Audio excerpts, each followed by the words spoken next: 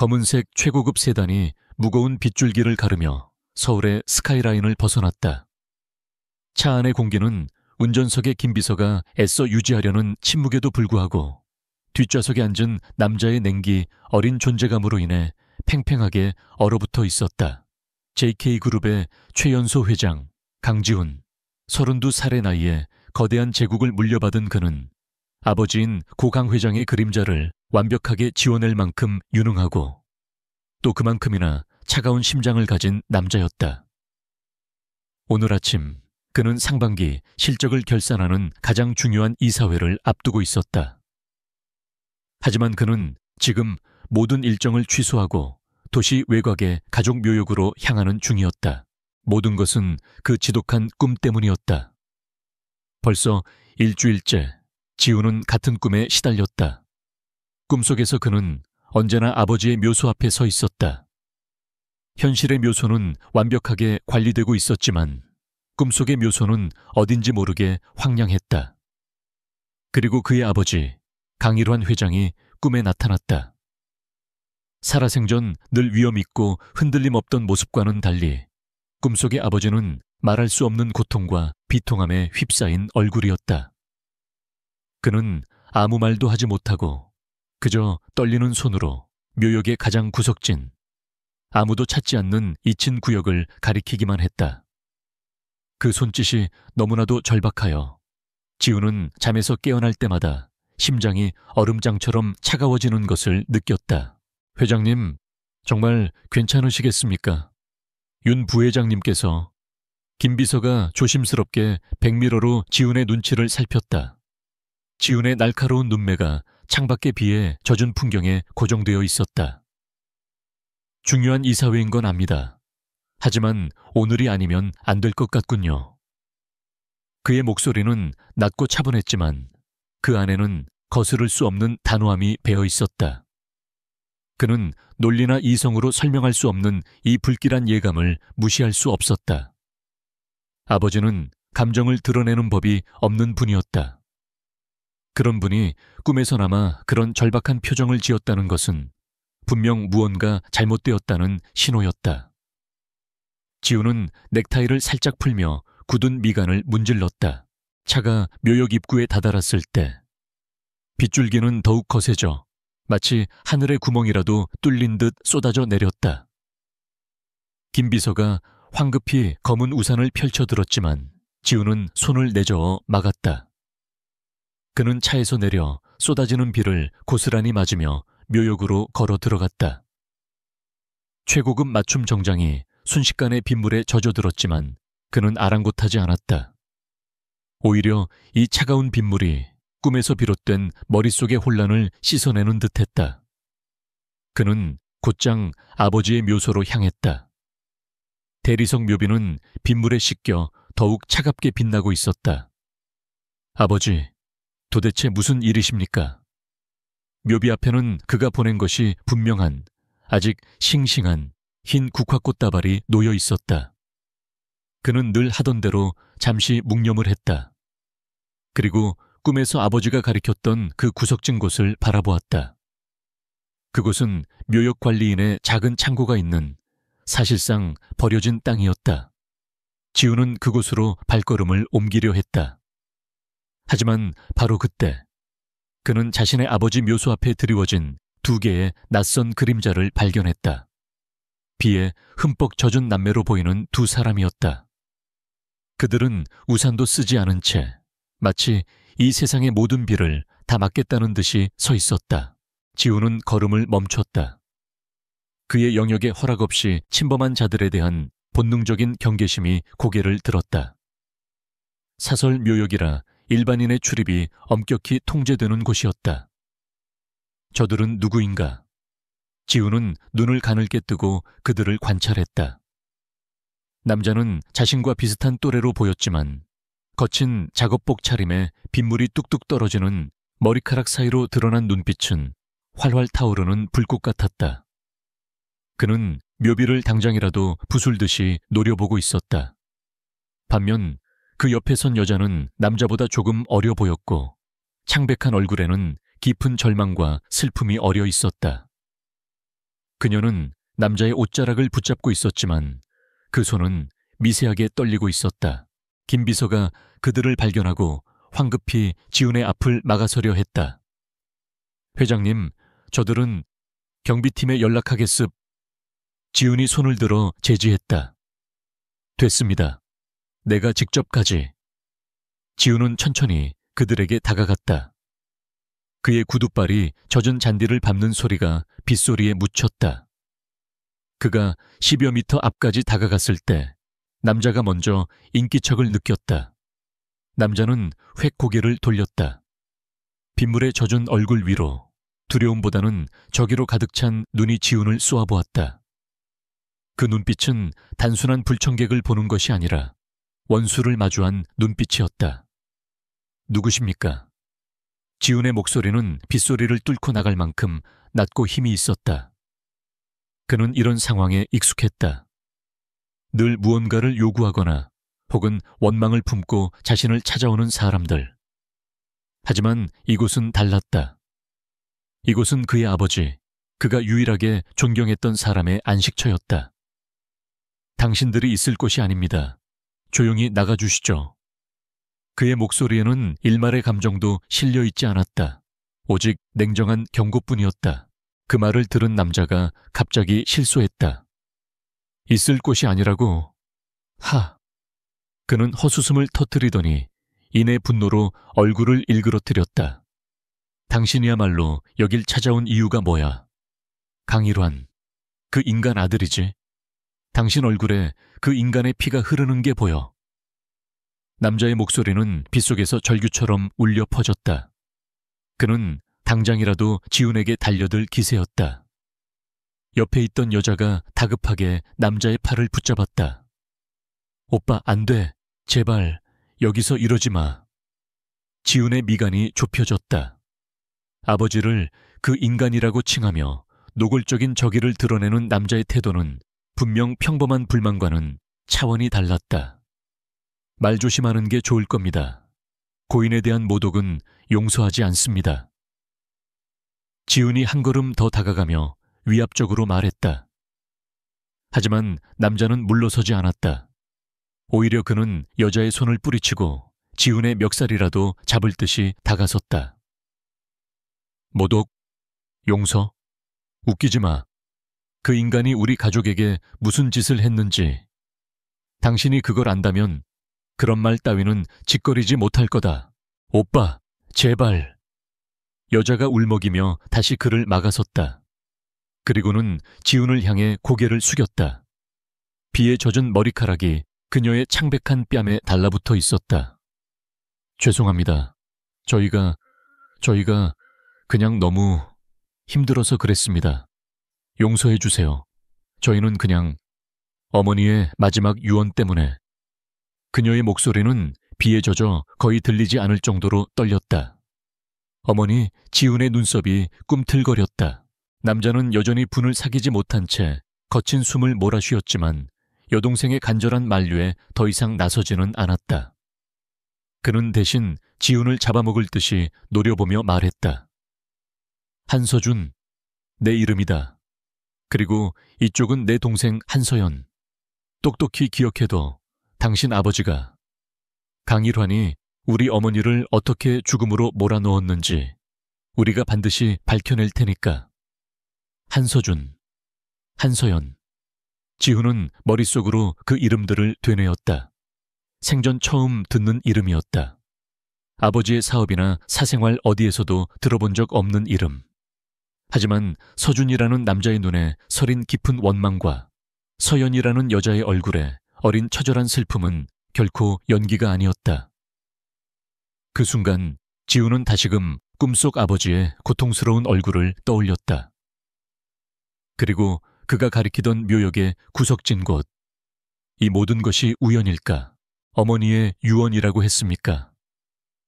지훈은 서준의 분노 어린 눈빛을 피하지 않고 정면으로 마주하며 물었다. 그의 목소리는 여전히 차가웠지만 그 안에는 단순한 경고가 아닌 날카로운 질문이 담겨 있었다. 당신들 어머니가 내 아버지와 무슨 관계였습니까? 그는 이 낯선 쌍둥이 남매가 자신의 완벽하게 통제된 삶에 균열을 일으킬 불길한 조짐임을 직감했다. 그리고 그 균열의 시작은 바로 일주일 전부터 그를 괴롭혔던 그 이상한 꿈과 맞닿아 있었다. 빗줄기는 멈출 기미가 보이지 않았고 세 사람 사이의 팽팽한 긴장감은 젖은 공기 속에서 더욱 무겁게 가라앉았다. 내 아버지와 무슨 관계였습니까?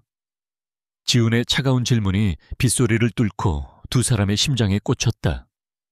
그 말에 여동생의 팔을 뿌리치려던 한서준이 동작을 멈췄다. 그는 잠시 허공을 응시하더니 이내 광기 어린 실소를 터뜨렸다. 관계? 관계라고 했나? 그의 웃음소리는 빗물에 젖어 스산하게 울려 퍼졌다. 그는 천천히 고개를 돌려 지훈을 노려보았다. 그 눈에는 순수한 분노를 넘어선 경멸과 증오가 이글거렸다. 내 놈 같은 부잣집 도련님이 이해할 수 있는 그런 낭만적인 단어가 아니야. 감히 관계라는 말로 우리 어머니의 인생을 모욕하지 마. 서준은 지훈에게 한 걸음 다가섰다. 김비서가 본능적으로 앞을 막아섰지만 지훈은 손짓으로 그를 물러나게 했다. 지훈은 서준의 불타는 눈동자를 피하지 않았다. 내 아버지는 강일화는 당신들 같은 사람들의 인생을 짓밟고 이 제국을 세운 거야. 그는 약탈자고 사기꾼이야. 그리고 우리 어머니를 죽인 살인자나 다름없어. 서준의 목소리는 절규에 가까웠다. 그의 주먹이 부들부들 떨렸다. 살인자라니 말을 삼가시죠. 지훈의 목소리는 얼음장처럼 차가워졌다. 아버지에 대한 모독은 그가 용납할 수 있는 한계를 넘어서는 것이었다. 증거도 없는 비방은 증거? 서준은 지훈의 말을 가로챘다. 증거가 필요해. 우리 남매가 이렇게 비참하게 서 있는 것, 우리 어머니가 평생을 병고와 가난 속에서 살다가 오늘 새벽 차가운 병실에서 눈을 감은 것, 그것보다 더 확실한 증거가 어디 있지? 그는 자신의 가슴을 세게 내리치며 소리쳤다. 내 놈의 아버지는 우리 어머니의 모든 것을 빼앗아갔어. 사랑, 명예, 그리고 우리 아버지의 목숨까지. 그때였다. 오빠 제발 그만해. 서연이 울부짖으며 서준의 앞을 막아섰다. 그녀는 더 이상 눈물을 참지 못하고 비인지 눈물인지 모를 액체를 쏟아내며 오빠의 가슴을 밀쳤다. 이러지 마. 어머니가 원하신 건 이게 아니었잖아. 제발 이분 앞에서 이러지 마. 그녀의 애원은 서준의 분노를 완전히 잠재우지는 못했지만 적어도 그의 폭주를 잠시 멈추게는 했다. 서준은 거친 숨을 몰아쉬며 여전히 지훈을 죽일 듯이 노려보았지만 더 이상 다가서지는 않았다. 서연은 떨리는 몸을 간신히 추스르며 지훈을 향해 고개를 깊이 숙였다. 죄송합니다. 정말 죄송합니다, 회장님.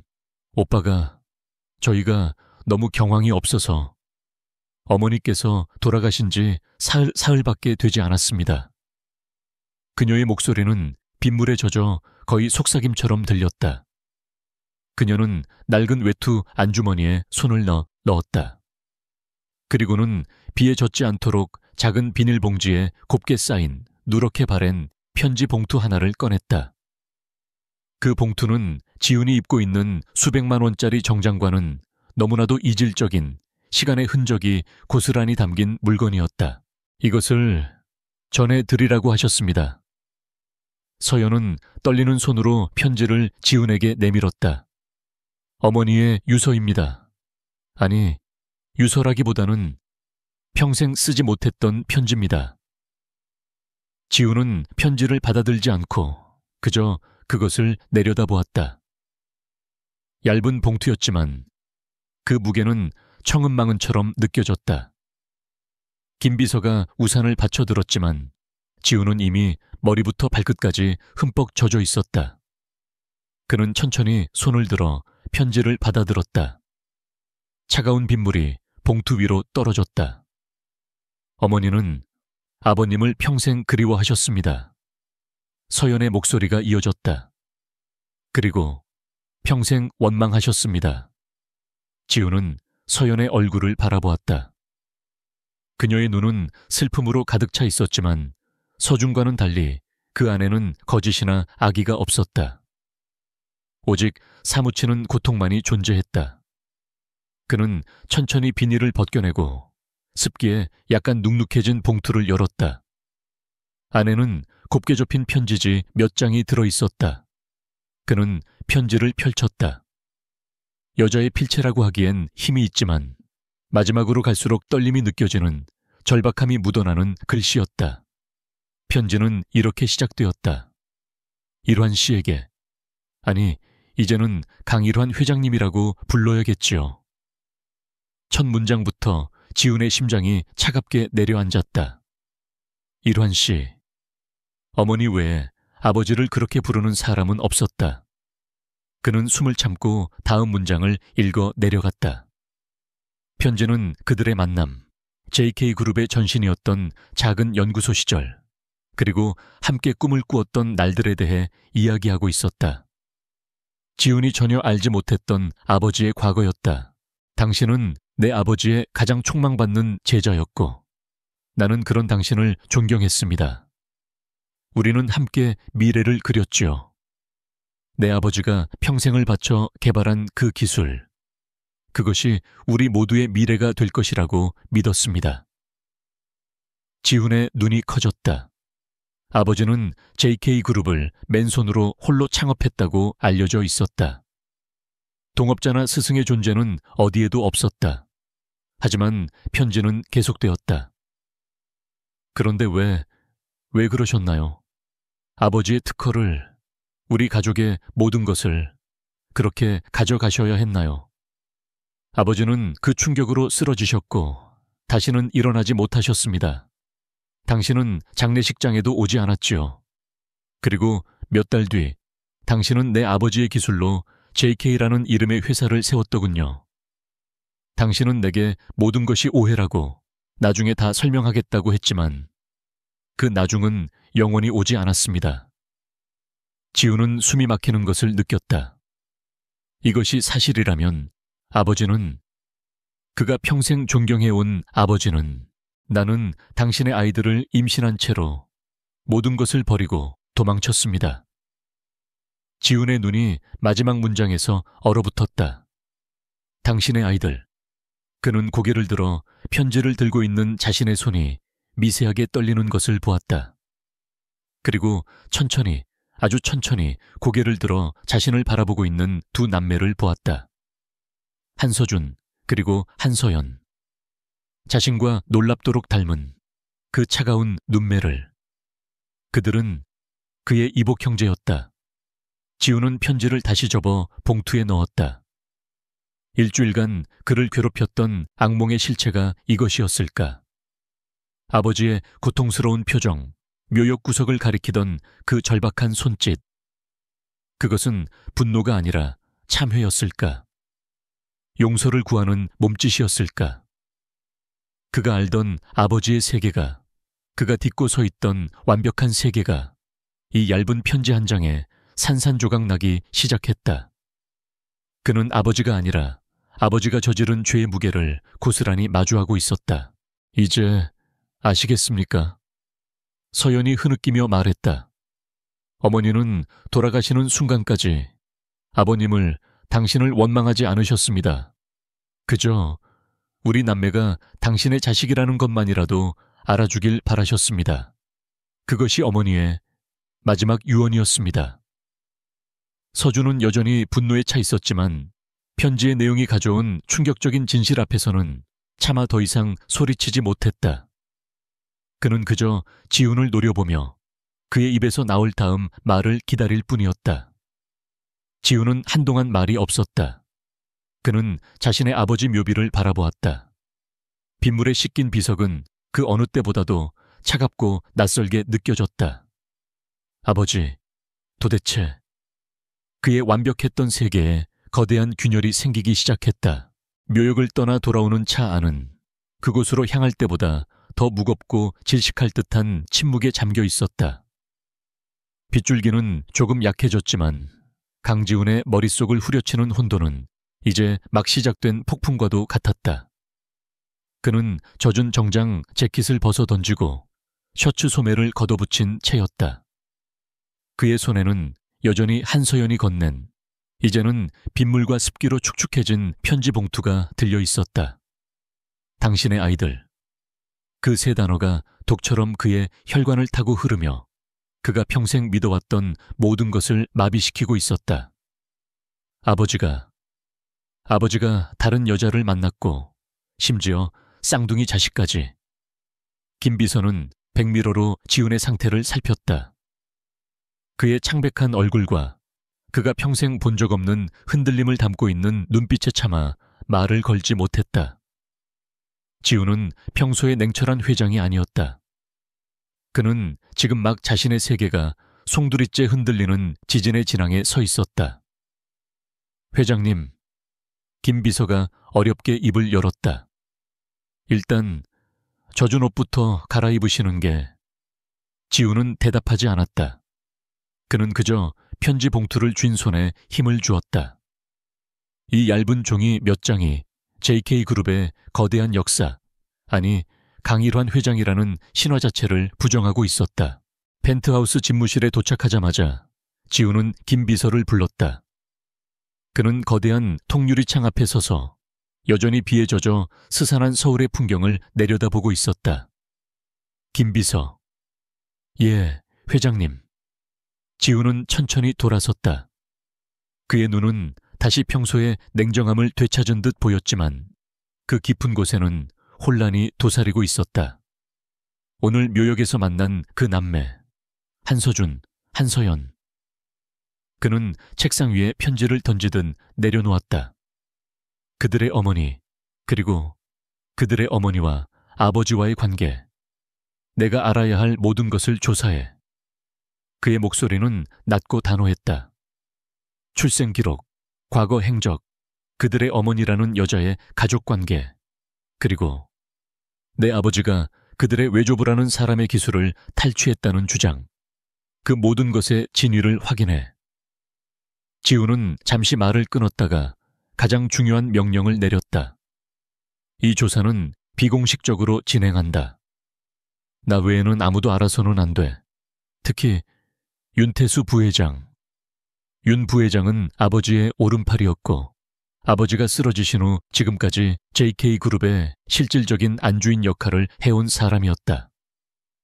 아버지의 과거를 아는 사람이 있다면 그가 유일할 터였다. 그러나 지훈은 본능적으로 그를 이 일에서 배제해야 함을 느꼈다. 김 비서는 지훈의 의도를 즉각 파악했다. 알겠습니다, 회장님. 제 개인 라인을 동원해서 그림자조차 남기지 않겠습니다. 그는 잠시 망설이다 물었다. 혹시 그 편지의 내용이 사실이라면? 지훈의 눈빛이 칼날처럼 날카로워졌다. 사실인지 아닌지는 내가 판단한다. 김 비서는 나에게 사실 자료만을 가져오면 돼. 나가봐. 김 비서가 물러나자 지훈은 다시 혼자가 되었다. 그는 아버지의 사진을 바라보았다. 늘 인자하면서도 엄격했던 완벽한 경영인이자 완벽한 아버지였던 남자. 그 사진 속의 얼굴이 낯설게 느껴졌다. 아버지, 정말입니까? 그는 편지를 믿고 싶지 않았다. 그것은 분명 돈을 노린 추잡한 사기극일 터였다. 하지만 꿈속 아버지의 고통스러운 표정과 오늘 마주한 한서준의 불타는 증오, 그리고 한서연의 깊이를 알 수 없는 슬픔이 그의 이성을 마비시켰다. 아주 만약에 그것이 사실이라면, 아버지가 정말 그런 끔찍한 일을 저지른 것이라면, 그렇다면 자신은 도둑의 아들인가? 지훈은 거친 숨을 내쉬며 넥타이를 풀어 던졌다. 그는 이 혼란을 정리할 필요가 있었다. 그는 우선 이 문제를 자신이 가장 잘하는 방식으로 해결하기로 결심했다. 그들이 원하는 것이 돈이라면 돈으로 해결하면 된다. 그것이 JK의 방식이었고 강지훈의 방식이었다. 그것은 자선이 아니었다. 진실이 밝혀지기 전까지 위험 요소를 통제하는 가장 빠르고 효율적인 방식일 뿐이었다. 그는 김 비서가 알아낸 그들의 주소로 향했다. 서울에서도 가장 낙후된 언덕배기, 금방이라도 무너질 듯한 낡은 빌라의 옥탑방이었다. 최고급 세단은 그 좁은 골목길에 어울리지 않았다. 지우는 비서 없이 홀로 차에서 내렸다. 가파른 계단을 올라 옥탑방의 낡은 철문 앞에 섰을 때 그는 자신의 심장이 미묘하게 떨리고 있음을 느꼈다. 그는 문을 두드렸다. 잠시 후 문이 거칠게 열리고 한서준이 튀어나왔다. 그는 지훈을 보자마자 마치 괴물을 본 듯한 표정을 지었다. 네가 여긴 어떻게 알고 왔어? 당장 꺼져. 그의 목소리는 저기로 가득 차 있었다. 이야기를 하러 왔습니다. 지훈은 서준의 분노에도 아랑곳하지 않고 차갑게 말했다. 여기서 이러지 말고 들어가서 꺼지라고 했잖아. 내 놈이랑 할 말 따위 없어. 서준이 지훈의 가슴을 밀쳤다. 지훈은 몇 걸음 물러났지만 표정 하나 변하지 않았다. 어머니를 잃은 심정은 이해하지만 예의는 지키시죠. 예의, 우리 가족을 박살낸 인간의 아들한테 내가 왜? 서준이 다시 주먹을 치켜들려던 순간이었다. 오빠 그만해. 안쪽에서 서연의 목소리가 들렸다.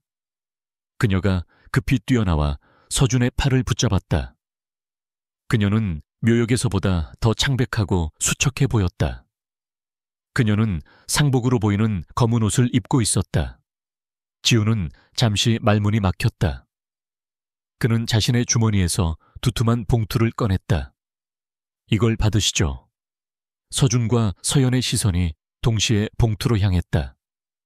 장례는 치러야 할 것 아닙니까? 우선 급한 대로 쓰시죠. 조사가 끝날 때까지. 이게 지금 무슨 짓이야? 서준이 믿을 수 없다는 듯 되물었다. 지금 돈으로 우리를 입 다물게 하려는 거야? 그의 목소리가 분노로 떨렸다. 지우는 대답하지 않았다. 그것은 긍정도 부정도 아니었다. 필요한 것을 제공하는 것뿐입니다. 필요한 것. 서준은 봉투를 거칠게 쳐냈다. 돈다발이 옥상 바닥으로 비처럼 흩뿌려졌다. 이따위 더러운 돈. 네 아버지가 우리 어머니한테서 훔쳐간 돈이잖아. 당장 가지고 꺼져. 지우는 흩어진 돈을 차갑게 내려다보았다. 감정적으로 대할 문제가 아닙니다. 현실을 직시하시죠. 당신들에게는 닥쳐. 서준이 소리쳤다. 하지만 서연이 그를 막아섰다. 그녀는 바닥에 흩어진 돈을 보지도 않고 오직 지훈의 눈을 똑바로 바라보았다. 지훈은 그녀의 눈빛에 다시 한번 압도당했다. 그 눈에는 슬픔이나 분노가 아닌 기묘한 연민과 이해가 담겨 있었다. 서연은 천천히 고개를 저었다. 회장님. 그녀의 목소리는 작았지만 단호했다. 오빠 말이 맞아요. 저희는 돈이 필요한 게 아니에요. 그럼 원하는 게 뭡니까? 지훈이 물었다. 진실입니다. 서연이 말했다. 그리고 사과입니다. 저희 어머니가 평생 듣고 싶어 하셨던 단 한마디의 진심 어린 사과. 그녀는 지훈의 눈을 피하지 않았다. 하지만 회장님도 많이 혼란스러우시겠죠. 서연이 뜻밖의 말을 했다. 당신도 방금 아신 거잖아요. 그 순간 지훈은 자신의 완벽한 포커페이스에 균열이 가는 것을 느꼈다. 이 여자가 지금 자신을 꿰뚫어 보고 있었다. 묘역에서 만난 절망에 빠진 여자가 아니었다. 그녀는 지훈의 차가운 가면 뒤에 숨겨진 혼란과 충격을 정확히 짚어냈다. 서준은 그저 분노했지만 서연은 지훈 역시 이 비극의 또 다른 피해자일 수 있음을 본 것이었다. 지훈은 아무 말도 하지 못했다. 그는 서연의 깊은 눈동자를 바라보았다. 그들의 시선이 허공에서 복잡하게 얽혔다. 그것은 저기도 연민도 아닌 운명의 소용돌이에 함께 휘말린 두 사람의 기묘한 공감대였다. 지우는 처음으로 통제가 불가능한 상황에 부딪혔음을 직감했다. 그는 바닥에 떨어진 돈을 줍지 않고 그대로 몸을 돌렸다. 진실은 내가 밝혀낼 겁니다. 그는 그 말만 남기고 옥탑방을 떠났다. 계단을 내려오는 그의 발걸음은 올라갈 때보다 훨씬 더 무거웠다. 강지훈의 펜트하우스는 거대한 정보분석 센터로 변해 있었다. 김비서는 지난 이틀간 잠도 자지 않은 듯 핏발이 선 눈으로 조용하지만 신속하게 움직였다. 지우는 자신이 가진 모든 권한과 자원을 동원했다. 그의 지시는 단 하나, 진실이었다. 묘역에서 만난 그 쌍둥이 남매가 뿌린 의심의 씨앗은 하룻밤 사이에 그의 마음속에서 거대한 나무로 자라나 그가 딛고 선 기반 자체를 흔들고 있었다. 한미숙, 25년 전 실종 처리. 한병철, 한미숙의 부친. 당대 최고의 유기화학 기술자. 26년 전 의문의 교통사고로 사망. 김 비서가 가져온 1차 보고는 단편적이었지만 편지의 내용과 무서울 정도로 일치했다. 한병철 박사의 사망 직후 그의 모든 연구자료와 특허권이 채무 변제 형식으로 당시 JK 연구소 소장이었던 고 강일환 회장님께 양도되었습니다. 법적으로는 하자가 없습니다. 법적, 지훈이 그 단어를 차갑게 되뇌었다. 그럼 비공식적인 건? 김 비서는 입술을 깨물었다. 당시 한 박사의 사고를 조사했던 경찰, 관련 서류를 처리했던 변호사, 모두 얼마 지나지 않아 업계를 떠나거나 해외로 이주했습니다. 흔적이 너무 깨끗합니다. 너무 깨끗하다는 것, 그것이 바로 가장 강력한 증거였다. 지우는 아버지가 이런 일을 처리할 때 얼마나 완벽주의자였는지 잘 알고 있었다. 그는 주먹을 쥐었다. 아버지는 그에게 항상 정당한 승리를 강조했다. 그런데 이 보고서는 아버지가 약탈자였다고 말하고 있었다. 지훈의 머릿속이 차갑게 식어갔다. 감정적인 혼란이 가라앉자 그 자리에는 경영자로서의 냉철한 분노가 차올랐다. 그는 지금 JK그룹의 정당성 그 자체를 위협하는 거대한 폭탄을 마주하고 있었다. 한편 JK그룹 본사 40층, 회장실보다 더 넓고 고풍스러운 부회장실.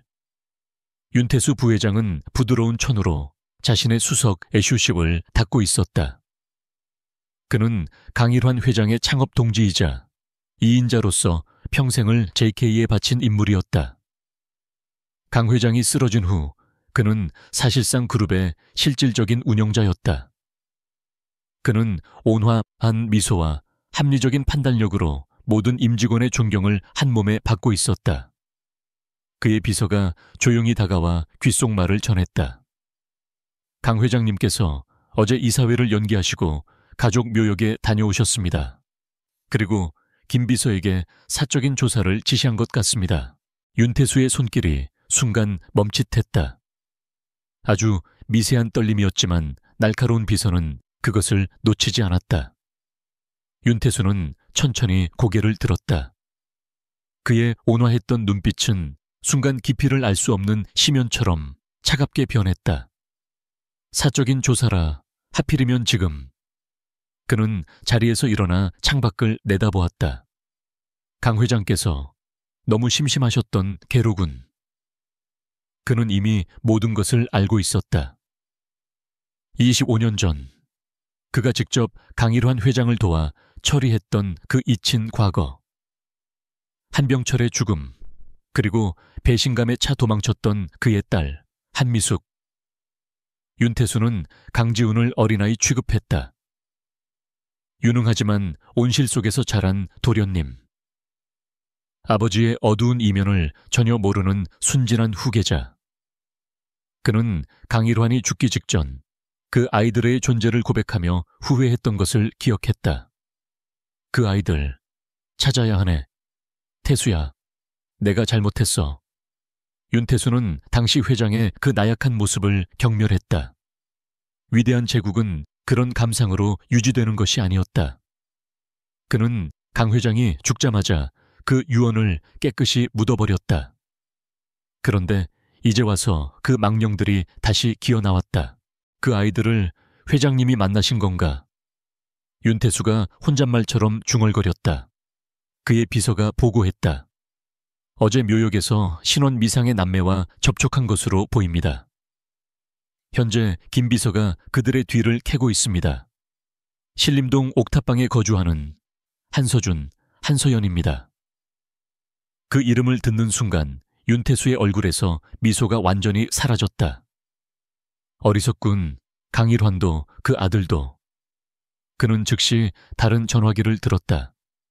그가 개인적으로 관리하는 팀이었다. 신림동의 한서준. 그 아이가 너무 의욕이 넘치는 것 같군. 세상이 얼마나 무서운 곳인지 알려줄 필요가 있겠어. 큰 소리가 나지 않게, 발을 헛디디거나 공사 자재가 떨어지는 그런 안타까운 사고로.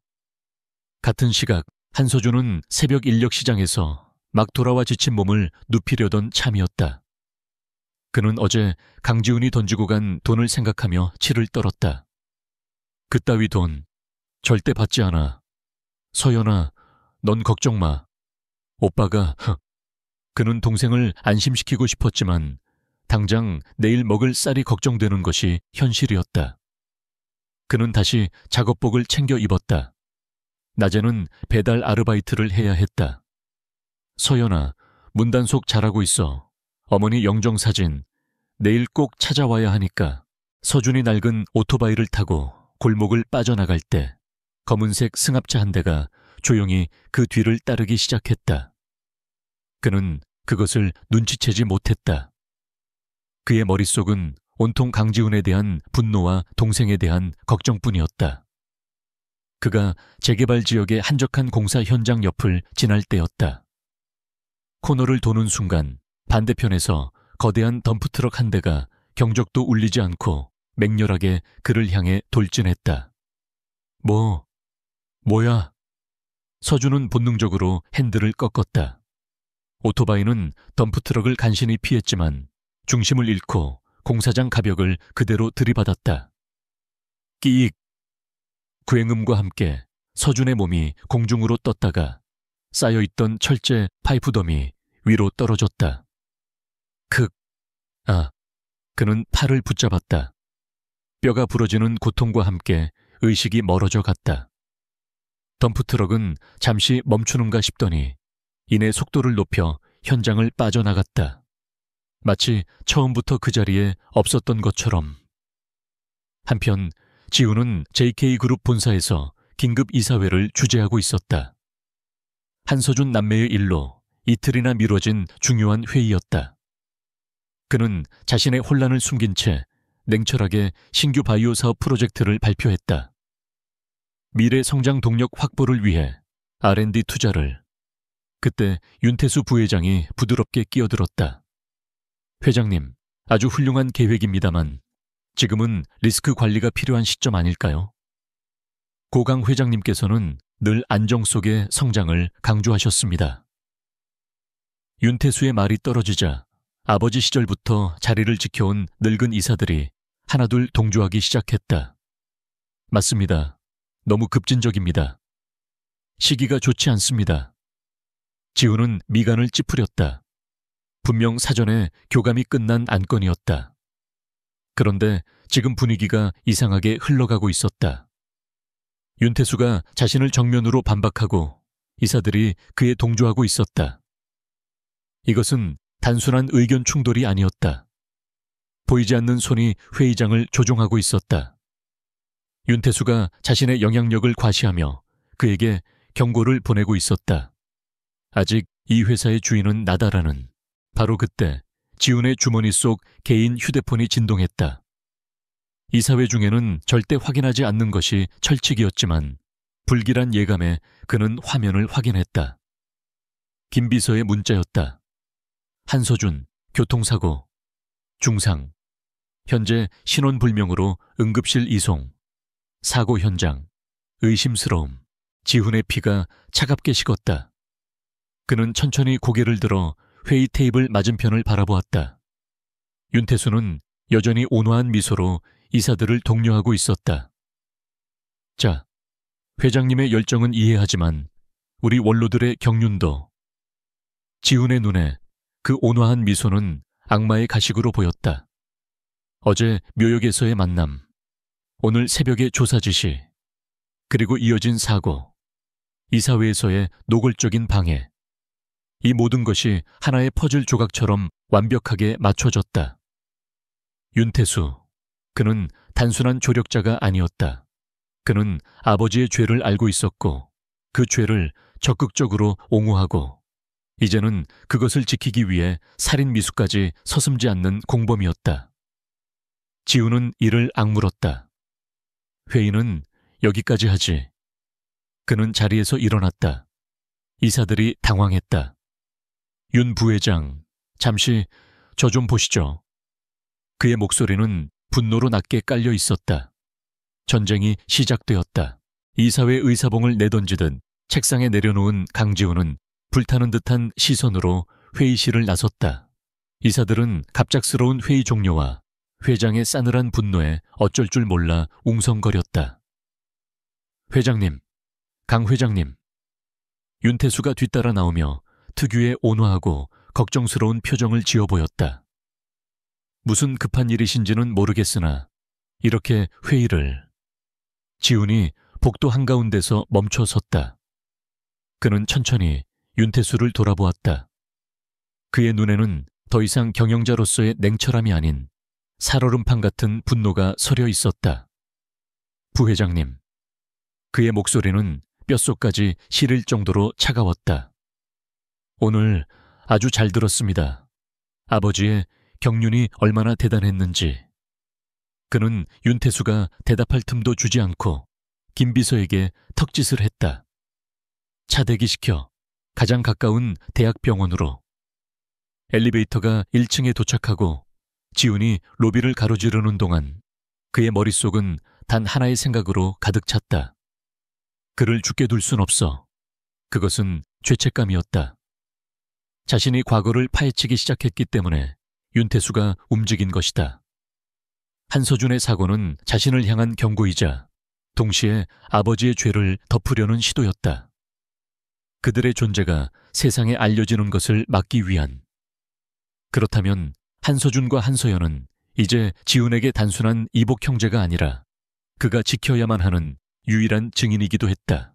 병원은 전쟁터였다. 응급실 입구에서부터 피냄새와 소독약 냄새, 그리고 절박한 비명들이 뒤섞여 있었다. 지훈은 김 비서의 안내에 따라 수술실 복도로 향했다. 저 멀리 복도 구석바닥에 한 여자가 웅크리고 앉아 있었다. 한서연이었다. 그녀는 며칠 전 묘역에서 본 그 검은 상복을 그대로 입고 있었다.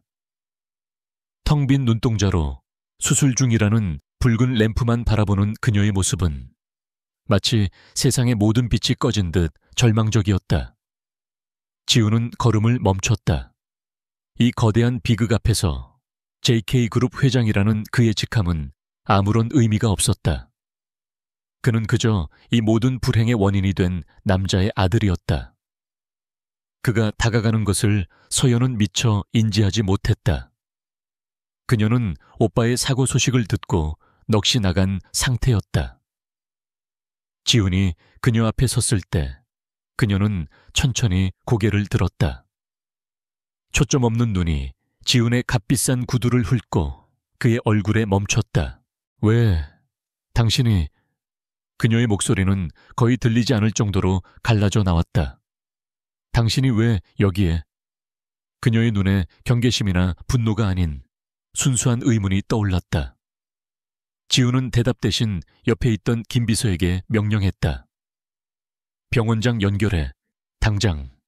이 병원 최고의 외과팀으로 수술 집도시키고 경과 보고는 내게 직접 하도록 해. 그리고 15층 VIP 병동 전체를 비워. 김 비서가 황급히 전화를 거는 사이 서연은 그제야 상황을 파악한 듯 자리에서 일어섰다. 무슨 짓이에요? 그녀가 지훈의 팔을 붙잡으려 했지만 힘없이 떨어졌다. 필요 없어요. 당신 돈 필요 없다고 했잖아. 그냥 가. 제발 우리 좀 내버려둬. 그녀의 절규는 분노라기보다는 애원에 가까웠다. 당신만 나타나지 않았어도 우리 오빠가 왜? 지훈은 서연의 원망을 묵묵히 받아냈다. 그녀의 말이 맞았다. 지금은 지훈이 낮게 말했다.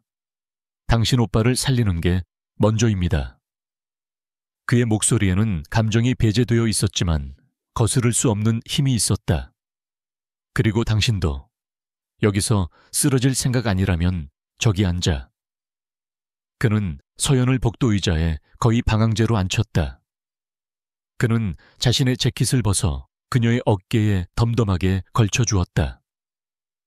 서연은 재킷에서 풍기는 낯선 향기와 온기의 순간 움찔했지만 그것을 뿌리칠 기력조차 남아있지 않았다. 몇 시간 뒤 수술실 문이 열리고 의사가 나왔다. 위험한 고비는 넘겼습니다. 하지만 다발성 골절과 뇌출혈이 심해서 지훈은 의사의 말을 끝까지 들었다. 그는 이미 김 비서를 통해 병원 지분을 확인했고 JK그룹의 법무팀을 통해 병원 측에 최고 수준의 치료를 명령한 상태였다. 한서준은 곧바로 삼엄한 경비 속에서 VIP 병동으로 옮겨졌다. 서연은 유리창 너머로 간신히 의식만 붙어있는 오빠의 모습을 보며 다시 주저앉았다. 그날 밤 지훈은 서연을 병원에서 끌어냈다. 가야 할 곳이 있습니다. 싫어요. 오빠 곁에 있을 거예요. 그를 해치려던 자들입니다. 병원이라고 안전할 것 같습니까? 지훈의 말에 서연의 눈이 공포로 흔들렸다. 해치려던 자들.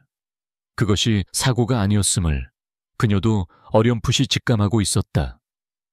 지훈은 그녀를 한강이 내려다 보이는 최고급 보안 주상복합 아파트, 그가 따로 마련해둔 안가 아한자로 데려갔다. 여긴 서연은 옥탑방과는 비교도 안 되는 호화로운 내부에 할 말을 잃었다. 오빠가 퇴원할 때까지, 아니, 이 모든 일이 끝날 때까지 여기서 지내십시오. 24시간 경호 인력이 밖을 지킬 겁니다. 병원은 내가 주선한 간병인과 경호팀이 맡을 겁니다. 지훈은 냉장고를 열어 생수 한 병을 꺼내 그녀에게 건넸다. 서연은 그것을 받아들었지만 마시지 못했다. 왜 이렇게까지 하시는 거죠? 그녀의 목소리가 떨렸다. 동정인가요? 아니면 입막음? 지훈은 창밖을 바라보며 대답했다. 동정도 입막음도 아닙니다. 그는 천천히 돌아섰다. 그의 눈은 깊고 어두웠다. 진실을 밝히기 위해서입니다. 그러려면 당신들이 살아있어야 합니다. 그는 잠시 망설이다가 말을 이었다. 이건 내 아버지가 시작한 일입니다. 하지만 이건 내 일입니다. 한서준 씨 사고, 미안합니다. 내가 조금 더 일찍 움직였어야 했습니다. 그것은 사과였다. 그가 태어나서 처음으로 누군가에게 진심으로 건네는 사과였다. 서연은 그 사과에 아무 말도 할 수 없었다. 그녀는 지훈의 눈에서 깊은 죄책감과 그것을 뛰어넘는 무서운 결의를 보았다. 이 남자는 아버지를 대신해 속죄하려는 것이 아니었다. 그는 그저 자신의 방식으로 이 모든 것을 바로잡으려 하고 있었다. 그녀는 이 남자가 무서웠지만 동시에 기묘한 신뢰감이 들기 시작했다. 이 차가운 남자의 결단력만이 지금 자신과 오빠를 지켜줄 유일한 방패처럼 느껴졌다. 두 사람 사이에는 원수의 자식이라는 관계를 넘어선 복잡하고도 위태로운 유대감이 싹트기 시작했다. 같은 시각 지훈은 자신의 펜트하우스 집무실로 돌아왔다. 그리고 윤태수를 호출했다. 한밤중의 호출이었지만 윤태수는 예상했다는 듯 평온한 얼굴로 나타났다. 이 늦은 시간에 무슨 일이십니까, 회장님? 지우는 조명을 모두 끈 채 스탠드 불빛 하나에 의지해 앉아 있었다. 그의 얼굴 절반이 그림자에 가려져 있었다. 신림동 덤프트럭 사고, 부회장님 작품입니까? 단도직입적인 질문이었다. 윤태수의 온화한 미소에 처음으로 미세한 금이 갔다. 무슨 말씀을 안타까운 사고라고 들었습니다만. 안타까운 사고. 지훈이 자리에서 일어났다. 그는 윤태수에게 다가가 그의 눈을 똑바로 응시했다. JK의 방식이 언제부터 그렇게 조잡해졌습니까? 25년 전 한병철 박사를 처리할 때처럼 완벽했어야죠. 윤태수의 눈동자가 격렬하게 흔들렸다. 그가 한 박사의 이름을 알고 있다는 것에 대한 충격이었다. 회장님, 지금 내 사람입니다. 지훈이 윤태수의 말을 잘랐다. 당신이 감히 건드린 그 남매, 내 이복 형제입니다. 즉, JK의 피가 흐르는 사람들입니다. 당신이 평생 충성을 바쳤던 강일환 회장의 자식들이란 말입니다. 윤태수는 순간 숨을 삼켰다. 그는 지훈이 거기까지 알아냈을 줄은 몰랐다. 그는 곧 평정심을 되찾았다. 그래서 어쩌시겠다는 겁니까? 이제 가식은 없었다. 그 아이들은 그룹의 치부입니다. 고 강 회장님께서도 그걸 원치 않으셨습니다. 저는 그저 회장님의 유지를 받드는 것뿐입니다. 유지? 지훈이 코웃음을 쳤다. 그건 유지가 아니라 당신의 탐욕을 지키기 위한 방패겠지요. 아버지가 한병철 박사에게서 빼앗은 그 기술, 그 지분 상당 부분이 지금 부회장님 차명으로 돌아가 있다는 거 내가 모를 것 같습니까? 이제 윤태수의 얼굴에서 미소가 완전히 사라졌다. 지훈이 자신의 예상보다 훨씬 더 깊게 파고들었다. 전쟁은 이미 시작되었다. 회장님, 불필요한 호기심은 스스로를 다치게 합니다. 아직 젊으신데 많은 것을 잃으실 수도 있습니다. 잃는 건 내가 아니라 부회장이 될 겁니다. 지훈은 자신의 책상으로 돌아가 서류 한 장을 집어들었다.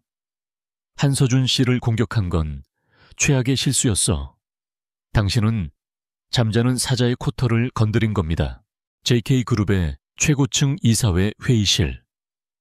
평소라면 분기별 실적 보고로 분주해야 할 공간이 얼음장 같은 침묵 속에 잠겨 있었다.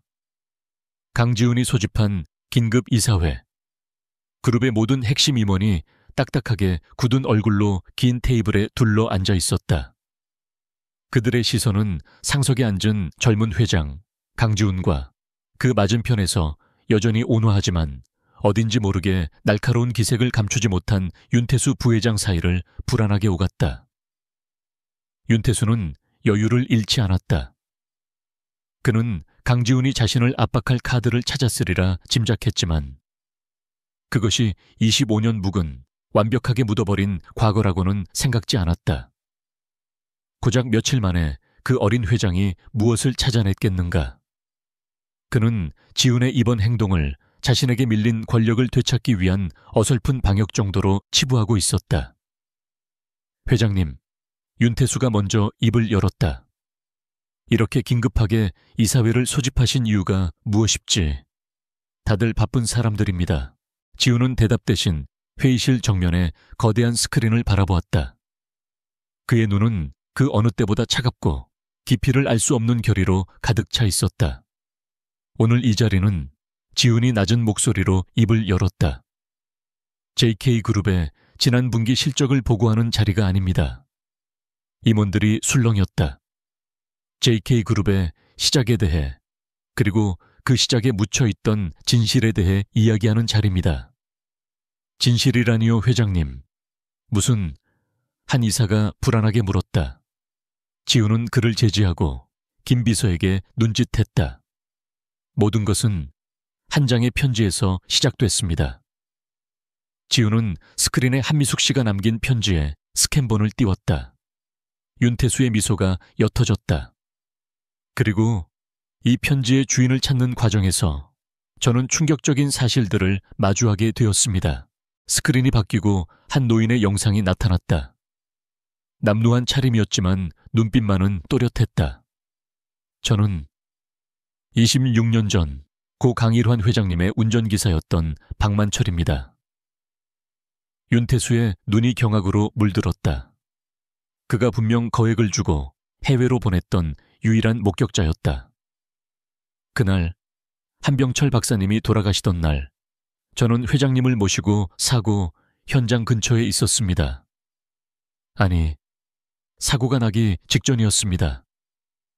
임원들의 입에서 탄식이 터져 나왔다. 박만철의 증언은 계속되었다. 회장님은 차에서 내리지 않으셨습니다. 하지만 윤태수 실장님, 지금의 부회장님께서 현장으로 가셨죠.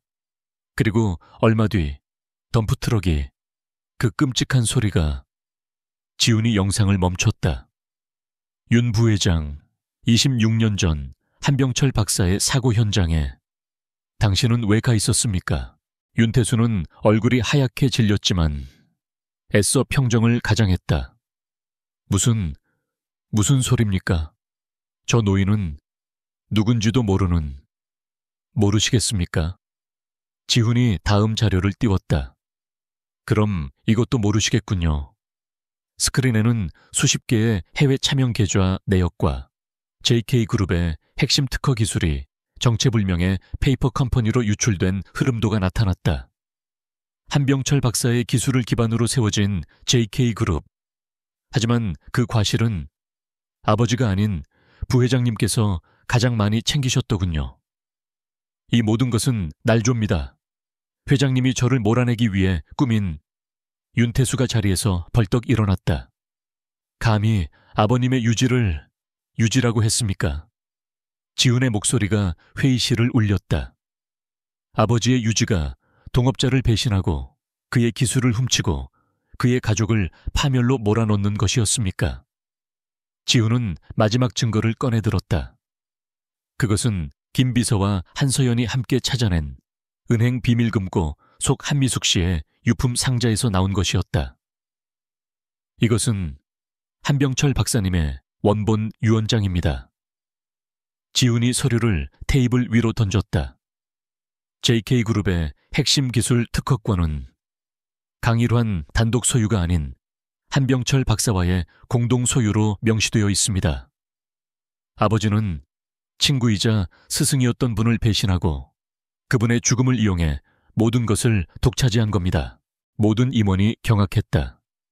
JK그룹의 창업 신화가 무너지는 순간이었다. 윤태수는 다리가 풀린 듯 의자에 주저앉았다. 모든 것이 끝났다. 하지만 지훈은 멈추지 않았다. 그는 윤태수에게 다가가 그의 눈을 똑바로 응시했다. 나는 아버지가 탐욕 때문에 그런 짓을 저질렀다고 생각했습니다. 하지만 아니더군요. 지훈의 눈에 기묘한 연민이 스쳤다. 아버지는 당신에게 평생 속아온 겁니다. 안 그렇습니까? 무슨... 아버지는 탐욕스러웠지만 겁이 많은 분이셨죠. 하지만 당신은 달랐습니다. 지훈이 스크린에 박만철의 추가 증언 영상을 틀었다. 윤 실장님은 트럭 기색에 무언가를 건네고 어깨를 두드려 주었습니다. 마치 임무를 완수했다는 듯이. 그 순간 윤태수가 광기 어린 웃음을 터뜨렸다. 하하하. 그래, 그랬지. 이제야 알았나, 이 어린애야. 그는 넥타이를 거칠게 풀어헤치며 소리쳤다. 모든 가식이 벗겨진 탐욕과 증오로 일그러진 본 모습이었다. 그래, 강일환, 그 멍청이는 망설였어. 한병철, 그 영감탱이가 버티니까 그놈의 우정 때문에 망설였다고. 하지만 나는 이 제국이 눈앞에 보이는데 망설일 이유가 없었지. 회의실은 숨소리조차 들리지 않았다. 그 멍청한 트럭 기색에 돈을 쥐어주고 브레이크에 간단한 실수를 하게 만든 거. 나야. 한병철을 죽인 건 나라고. 윤태수는 지훈을 손가락으로 가리켰다. 내 아버지는 그저 내 공범일 뿐이야. 살인자의 공범. 평생 그 비밀로 네 아버지를 쥐고 흔들었지. 그 인간은 죄책감에 시달렸지만 이미 내 소나기에서 벗어날 수 없었어. 이 JK는 강일환이 아니라 내가 만든 거야. 내 거라고. 윤태수의 절규가 회의실을 울렸다. 지우는 눈을 감았다. 드디어 모든 퍼즐이 맞춰졌다. 일주일간 그를 괴롭혔던 아버지의 꿈. 그 고통스러운 표정, 묘역구석을 가리키던 손짓. 그것은 단순히 빼앗은 것에 대한 참회가 아니었다. 그것은 살인을 방조하고 그 죄 위에서 부와 명예를 누린 자의 지옥 같은 고통이었다. 아버지는 윤태수라는 악마에게 영혼을 저당 잡힌 채 죽어서도 벗어나지 못하고 아들에게 이 지옥을 끝내달라고, 이 끔찍한 진실을 바로잡아달라고 절규하고 있었던 것이다. 지훈이 천천히 눈을 떴다. 그의 눈에는 더 이상 혼란이나 분노가 남아있지 않았다. 오직 무겁고 차가운 슬픔만이 가라앉아 있었다. 당신 말이 맞을지도 모르지. 지훈이 낮게 말했다. 하지만 이 제국의 끝을 맺는 건 바로 나다. 지훈의 신호에 맞춰 회의실 문이 열리고 검찰 수사관들이 들이닥쳤다. 윤태수 씨, 살인교사 및 업무상 횡령, 배임 혐의로 긴급 체포합니다. 윤태수는 저항하지 않았다. 그는 모든 것을 포기한 듯 수갑이 채워지는 자신의 손목을 내려다보며 헛웃음을 흘렸다. 그는 수사관들에게 끌려나가며 지훈을 지나쳤다. 너도 내 애비와 똑같아. 결국 괴물일 뿐이야. 회의실에는 지훈과 충격에 빠진 임원들만이 남아있었다. JK그룹의 신화는 무너졌고 그 창업주는 배신자이자 살인 공범으로 낙인 찍혔다. 강지훈은 가장 잔인한 방식으로 승리했다. 그는 진실을 밝혔지만 그 대가로 자신이 평생 존경했던 아버지의 모든 것을 자신의 손으로 파괴해야만 했다. 그는 상속받은 왕좌가 아닌 핏빛으로 물든 잿더미 위에 홀로 서 있었다. 윤태수가 수갑을 찬 채 끌려나간 이사회 회의실에는 깨진 도자기 조각 같은 침묵만이 남았다. 임원들은 감히 고개조차 들지 못했다. 대한민국 재계 신화의 민낯, 그들이 평생 충성을 바쳤던 제국의 추악한 진실이 눈앞에서 폭로되었다. 강지훈은 그 잿더미의 한가운데 홀로 서 있었다. 그는 피로에 젖은 눈을 감았다. 아버지의 고통스러운 꿈, 그 꿈의 종착역은 결국 자신에 의한 아버지의 완벽한 파멸이었다. 폭풍은 즉각적으로 몰아쳤다. JK그룹 창업주, 살인공범, 윤태수 부회장, 26년 전 살인교사 혐의 긴급 체포. 언론은 기다렸다는 듯이 JK그룹을 물어뜯었다. 주간은 개장과 동시에 사상 최악의 폭락을 기록했고 그룹은 문자 그대로 공중분해될 위기에 처했다. 협력사들은 줄지어 계약 해지를 통보했고 은행들은 자금 회수를 압박했다. JK그룹이라는 거대한 배는 선장 스스로가 만들어낸 암초에 부딪혀 침몰하고 있었다. 사흘 뒤 강지훈은 이 모든 혼돈의 중심에 다시 섰다. 그는 그룹 본사 1층 로비, 수백 명의 기자가 모인 기자회견장 연단에 올랐다. 임원도 변호사도 비서도 없었다. 그는 오직 홀로 모든 카메라에 플래시 세례를 받으며 섰다. 며칠 만에 눈에 띄게 수척해진 얼굴이었지만 그의 눈빛은 묘역에서 처음 만났을 때처럼, 아니, 그보다 더 차갑고 단단하게 빛나고 있었다. 그는 마이크 앞에 서서 잠시 숨을 골랐다. 웅성거리던 기자들이 일순간 조용해졌다. 저는 오늘 JK그룹의 회장으로서가 아니라 고 강일환 회장의 아들로서, 그리고 모든 진실을 알게 된 한 명의 인간으로서 이 자리에 섰습니다. 그의 목소리는 낮았지만 로비 전체를 울릴 만큼 힘이 있었다. 그는 준비된 원고 없이 담담하게 입을 열었다. 언론에 보도된 모든 내용은 사실입니다. JK그룹은 제 아버지 강일환과 윤태수 부회장이 한병철 박사님을 배신하고 그의 기술을 탈취하여 세운 기업입니다. 기자들 사이에서 탄식이 터져 나왔다. 그는 아버지의 방조와 윤태수의 살인 교사 혐의, 그리고 지난 25년간 그들이 어떻게 그 진실을 은폐해 왔는지, 김 비서가 찾아낸 모든 자료를 자신의 치부를 드러내듯 하나하나 공개했다. 저는 제 아버지가 저지른 죄를 부정하지 않겠습니다. 또한 그 죄 위에서 제가 누려온 모든 부와 명예를 정당화하지 않겠습니다. 그리고 그는 천천히 연단에서 내려와 카메라 앞 맨바닥에 무릎을 꿇었다. 그리고 깊이, 아주 깊이 머리를 숙였다. 제 아버지를 대신하여, 그리고 JK그룹 전체를 대신하여 억울하게 돌아가신 고 한병철 박사님과 평생을 고통 속에 사시다 눈을 감으신 고 한미숙님께 진심으로 사죄드립니다. 그는 고개를 들지 않았다. 그리고 그 모든 고통을 홀로 감내해 오신 유가족 한서준 씨와 한서연 씨에게 머리 숙여 용서를 구합니다. 죄송합니다. 그의 사죄는 1분이 넘도록 이어졌다. 로비를 가득 채웠던 것은 오직 터져 나오는 카메라, 플래시 소리뿐.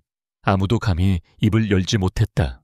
한서준은 병실 침대에 기댄 채 이 모든 광경을 TV 화면으로 지켜보고 있었다. 깁스를 한 팔로 리모컨을 쥔 그의 손이 미세하게 떨렸다. 저 남자, 강지훈. 자신의 부모를 죽음으로 몰아넣은 원수의 아들.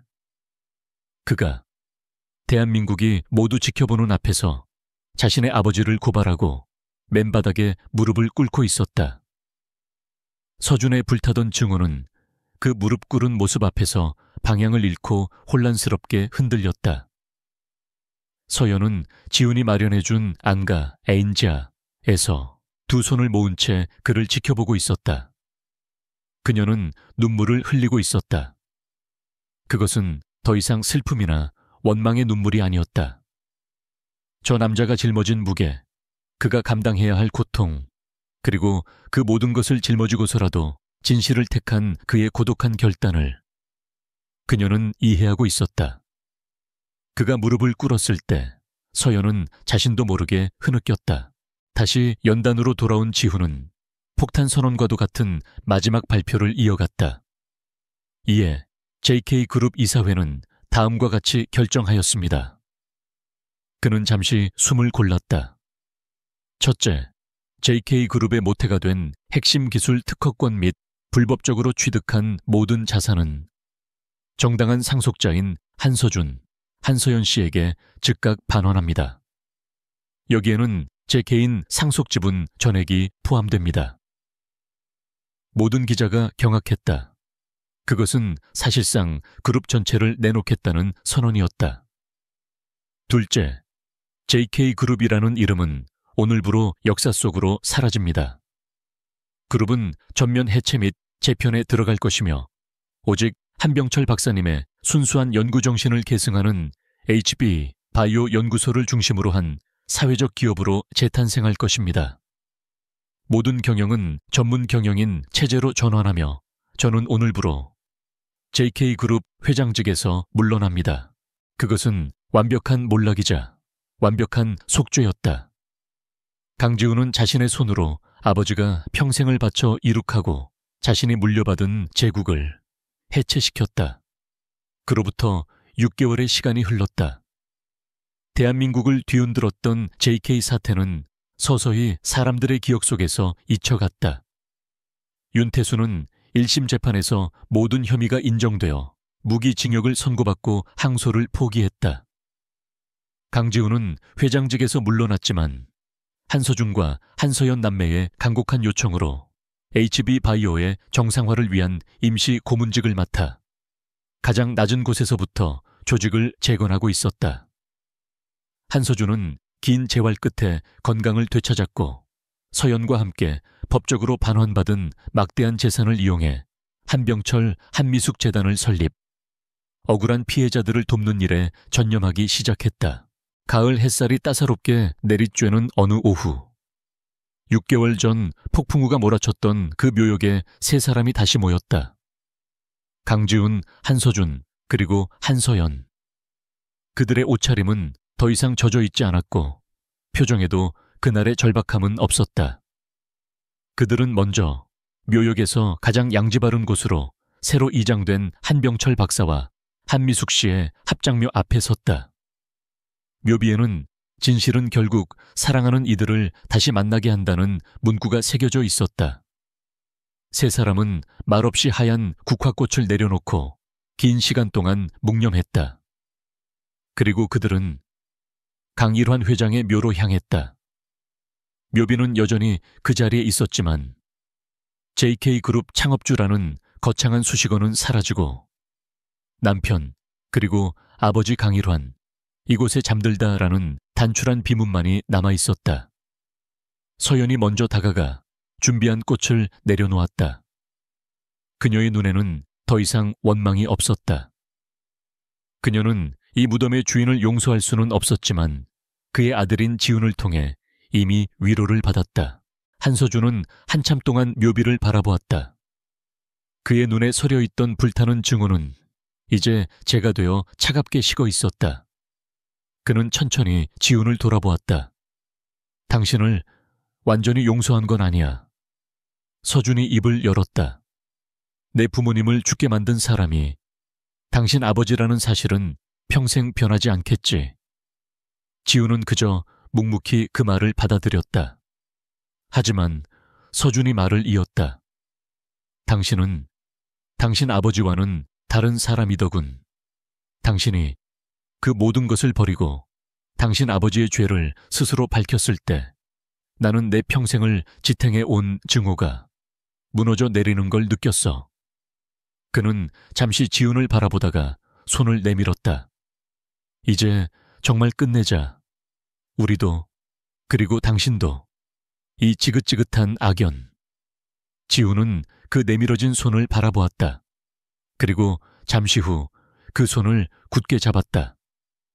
그것은 두 남자가 그리고 운명으로 얽힌 형제가 나눌 수 있는 가장 무겁고도 진실한 화해의 악수였다.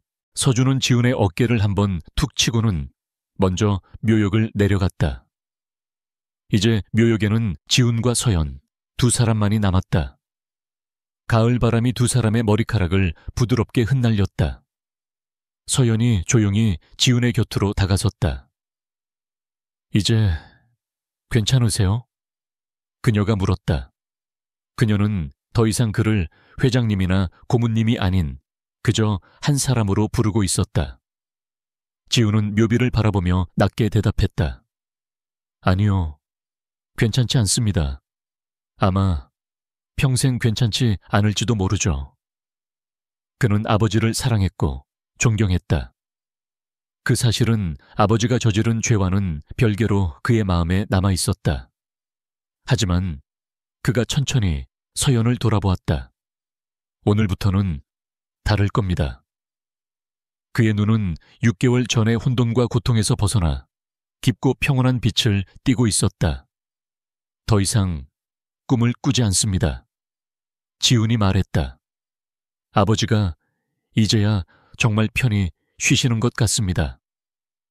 그 말을 듣는 서연의 눈에 엷은 미소가 어렸다.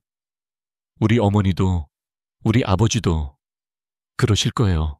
두 사람은 나란히 서서 묘역 너머로 물드는 붉은 가을 노을을 바라보았다.